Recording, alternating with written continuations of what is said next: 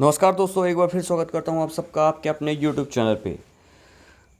दोस्तों यहाँ पे माध्यमिक शिक्षक और उच्च माध्यमिक शिक्षक की जो एग्ज़ाम हुआ था 2018 में, तो जो पास हुए अभ्यर्थी थे उनको कौन कौन से डॉक्यूमेंट अपलोड करने हैं, इसके पूरे दिशा निर्देश जारी कर दिए गए हैं।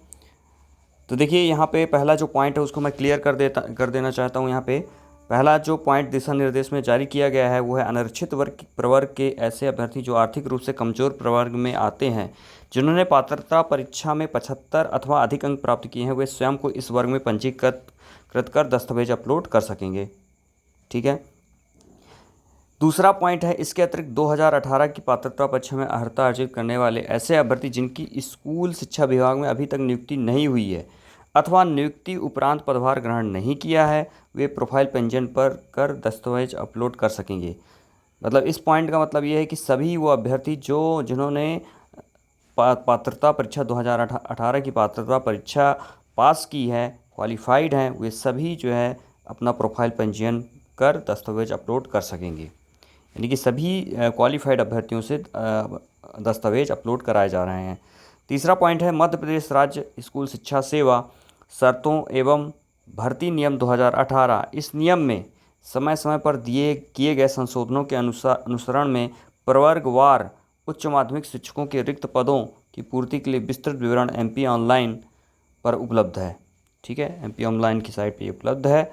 वास्तविक रिक्तियों की जानकारी एवं रोस्टर आरक्षण आदि विवरण MP ऑनलाइन पोर्टल trcmponline.gov.in पर शीघ्र उपलब्ध कराया जाएगा। ठीक है, वास्तविक रिक्तियों की जो जानकारी है वो शीघ्र उपलब्ध कराया जाएगा। इसके बाद है, इस विज्ञापन दिनांक की स्थिति में अभ्यर्थी को निर्धारित अर्हता अर्जित करना अनिवार्य होगा। अगला पॉइंट है, ऐसे अभ्यर्थी जो अपने मोबाइल नंबर अथवा ईमेल में परिवर्तन कराना चाहते हैं वे अपने ID प्रूफ के साथ जिला शिक्षा अधिकारी से संपर्क करें। ठीक है।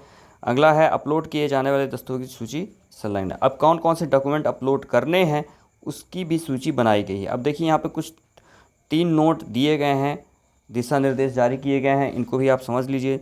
दिसंबर 2019 में जारी विज्ञापन के आधार पर प्रारंभिक चयन सूची में चयनित जिन अन्य पिछड़ा वर्ग के अभ्यर्थियों को नियुक्ति आदेश जारी नहीं हुए हैं, उन्हें भी पुनः प्रोफाइल पंजीयन कर दस्तावेज अपलोड करने होंगे।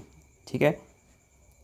इसके बाद है, माननीय उच्च न्यायालय के अंतरिम आदेश के अनुक्रम में अन्य पिछड़ा वर्ग के लिए 14% तक की सीमा में ही नियुक्ति आदेश जारी किए जा सकेंगे।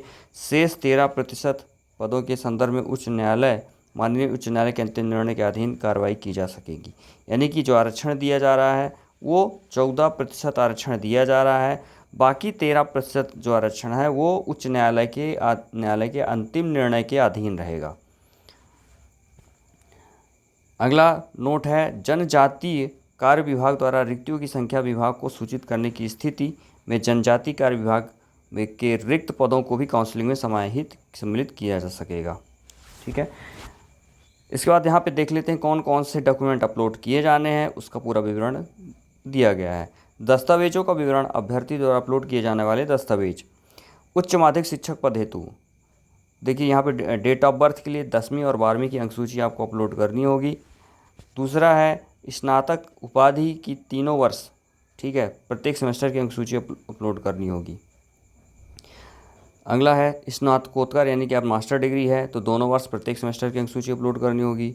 अगला है, आरक्षण लाभ प्राप्त करने वाले अभ्यर्थी, चाहे वो अनुसूचित जाति के हों, जनजाति के हों, अन्य पिछड़ा वर्ग या आर्थिक रूप से कमजोर वर्ग के जो भी लागू हो, से संबंधित जाति प्रमाण पत्र जो मध्य प्रदेश के सक्षम अधिकारी द्वारा जारी वैध हो या नवीनतम डिजिटल प्रमाण पत्र हो। इसके बाद मध्य प्रदेश का स्थानीय निवासी प्रमाण पत्र, इसको भी जो है अपलोड करना होगा। अतिथि शिक्षक जो है वो अनुभव से संबंधित सक्षम अधिकारी द्वारा जारी प्रमाण पत्र अपलोड करेंगे। दिव्यांगता या भूतपूर्व सैनिक की स्थिति में सक्षम अधिकारी द्वारा जारी वैध नवीनतम डिजिटल प्रमाण पत्र आपको अपलोड करना है। अगला है, बीएड की अंक सूची, अगर आपने बीएड किया है तो सभी सेमेस्टर वर्षों की जो है यहाँ पे अंक सूची अपलोड करनी होगी उच्च माध्यमिक शिक्षक के लिए। आयु छूट संबंधी, यानी कि अगर आप आयु में छूट चाहते हैं तो उससे संबंधित प्रमाण पत्र सक्षम अधिकारी द्वारा लागू हो। अगला है, उपनाम परिवर्तन, यानी कि सरनेम में अगर परिवर्तन है आपकी स्थिति में, उसमें शपथ पत्र अथवा नाम उपनाम दोनों परिवर्तन की स्थिति में राजपत्र में परिवर्तित नाम के प्रकाशन की प्रति भी अपलोड करनी होगी। इसके बाद अपन देख लेते हैं माध्यमिक शिक्षक पद हेतु कौन कौन से डॉक्यूमेंट अपलोड करने हैं। तो यहाँ पे भी जन्म तिथि के लिए 10वीं और 12वीं की अंकसूची, दूसरा है स्नातक उपाधि की तीनों वर्ष प्रत्येक सेमेस्टर की अंकसूची, और फिर इसके बाद आरक्षण का लाभ प्राप्त करने के लिए अनुसूचित जाति, जनजाति, अन्य पिछड़ा वर्ग, आर्थिक रूप से कमजोर प्रवर्ग जो भी लागू हो से संबंधित जाति प्रमाण पत्र जो मध्य प्रदेश के सक्षम अधिकारी द्वारा जारी वैध।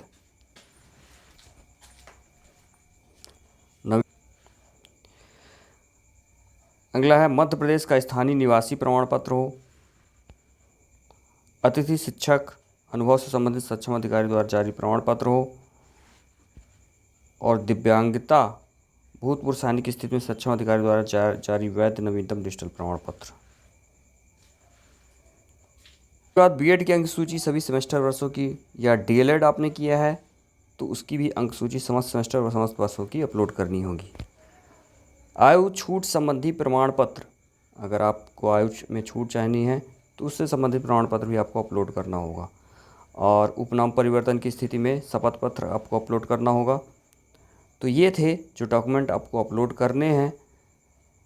तो आई होप ये वीडियो आपको समझ में आ गया होगा, और अगर अब ये वीडियो आपको पसंद आया हो तो चैनल को सब्सक्राइब करना मत भूलिएगा, लाइक करें, शेयर करें, जिससे वीडियो को और भी इसी तरह के और वीडियो आपके नोटिफिकेशन आपको जल्द से जल्द मिले। तब तक के लिए keep smiling, keep spreading the knowledge.